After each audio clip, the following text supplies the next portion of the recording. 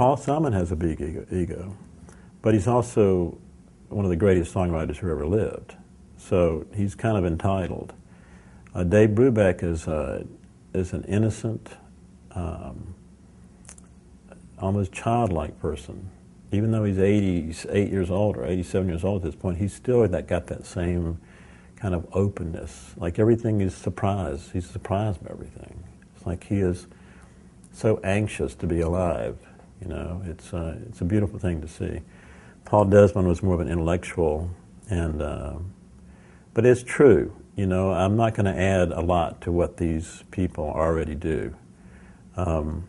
Occasionally, you find that you can, you know, especially after they trust you for a while, and it's a matter of compatibility, and it's a matter of material. It's a matter of what kind of record are we going to make. I was making a Brubeck record one time, and the alto player was very upset because he thought the engineer was not being responsive to his needs. You know, this is not my sound. And the engineer was very convinced that the way he had mic'd it was correct. So they were arguing. And so Dave leaves the room because he's not somebody he doesn't want to be around that kind of strife. And so that this is where the psychology of producing comes into play, you know. And the engineer, I couldn't just say to him, do what I tell you, because if you will, then I'll get us through this problem. So the way I handled it was, you know, you've got to show respect. So go into the booth, take the alto player, and move the mics out of the way, and then say, now, how would you like this set up? And then he tells you. And then, okay, you do it just like he tells you, and then you record it. And then you say to him, did that sound like you wanted it to sound? He said, well, no, not quite. So then you adjust it. And you go through that process. It'll take you 15 minutes. And you keep playing and messing with it. And at the end of the 15 minutes, it's back the same way you had it. So you got what you wanted. The alto player got what he wanted because he just wanted something to say about it and to be convinced that he had gotten what he was looking for. And so there was no change. It was just a process. So the process is important. You know, it's necessary to create this environment of comfort and security, because what you're doing is you're creating an illusion. In the studio, you're recording music, jazz and blues and gospel. The musics that I was involved with are basically live musics. You know, they're not, you don't record this track and then this track and this track and layer the music. It's not like that. Some genres it is like that, but it's not in the genres that I work in.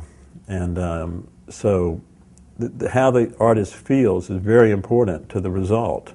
And it's difficult to cause people to reach their creative peak in this very sterile environment. There's no audience to give feedback. And an audience can really make an artist, you know, there's a relationship between an audience and an artist that can really make something happen that's magical. For every artist, this is true. I mean, the Rolling Stones can have a better night if the audience is right there with them, and a worse night if they're not. So it's very important to get that, to help the artist to feel comfortable so they can get to this level that they need to get to, because this thing is forever, this thing they're going to do. And, you know, oftentimes I found myself in the situation where the band or the orchestra, the group, or the artist was not in the most comfortable situation, that there was something else happening in their lives or something that was in the way.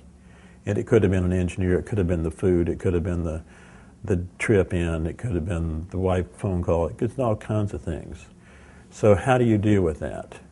And one of the aspects of producing for me is to always be aware of what it is that you're doing.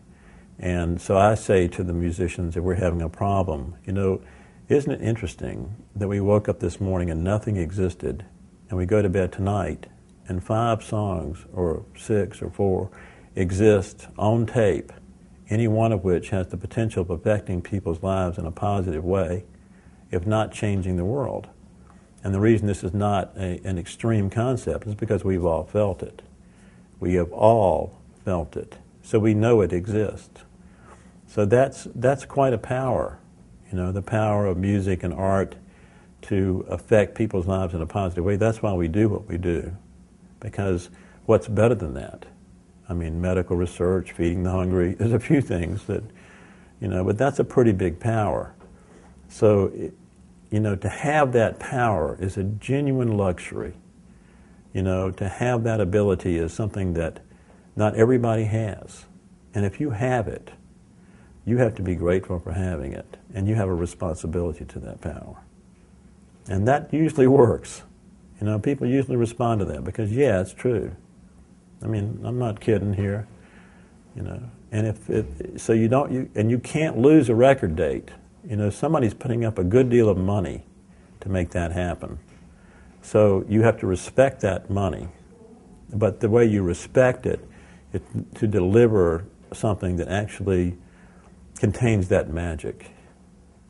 And so it's the commerce of magic, or the magic of commerce. I don't know what it is. The two things come together. It's art and commerce together. But you can't have one without the other, I don't think.